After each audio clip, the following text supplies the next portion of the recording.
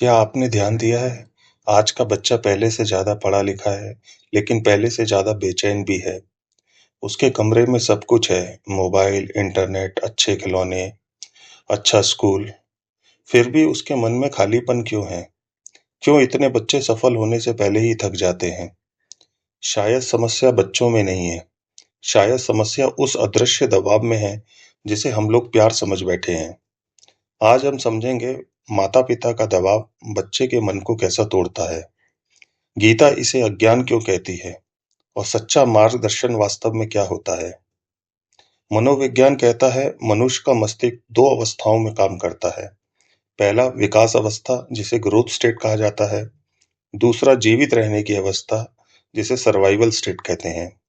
बच्चे का मन ग्रोथ स्टेट में सुरक्षित महसूस करता है, जबकि सर्वाइवल स्टेट में बच्चे के मन में डर पैदा होता है। जब बच्चे से कहा जाता है फेल मत होना, हमारी इज्जत तुम्हारे हाथ में है, तुम्हें परफेक्ट बनना है, तो उसका मस्तिष्क सीखने से हटकर बचने में लग जाता है। उस समय बच्चा ज्ञान ग्रहण नहीं कर रहा होता है, वह केवल असफलता से भाग रहा होता है। धीरे धीरे उसका मन यह मान लेता है मेरा मूल्य मेरी उपलब्धियों से तय होता है, और यहीं से जन्म लेता है कंडीशनड सेल्फ वर्थ, यानी मैं तभी अच्छा हूं जब मैं सफल हूं। इस विषय में भगवत गीता मन को बहुत सूक्ष्म तरीके से समझाती है। श्री कृष्ण कहते हैं कर्मण्येवाधिकारस्ते मा फलेषु कदाचन। यह केवल आध्यात्मिक वाक्य नहीं, यह मनोवैज्ञानिक नियम है। जब ध्यान कर्म पर होता है तो मन वर्तमान में रहता है। जब मन फल पर होता है तो मन भविष्य में चला जाता है। दबाव बच्चे को वर्तमान से हटाकर कल्पित भविष्य में डाल देती है, और कल्पित भविष्य सदैव अनिश्चित होता है।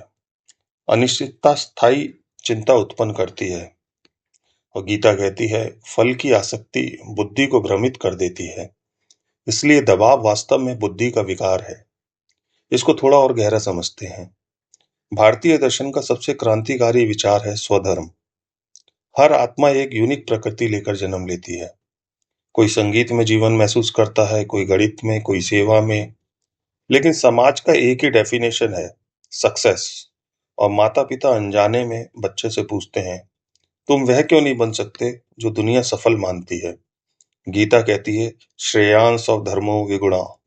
दूसरों को श्रेष्ठ जीवन जीने से बेहतर है अपना साधारण जीवन जीना, क्योंकि आत्मा केवल अपने स्वभाव में ही शांति पाती है।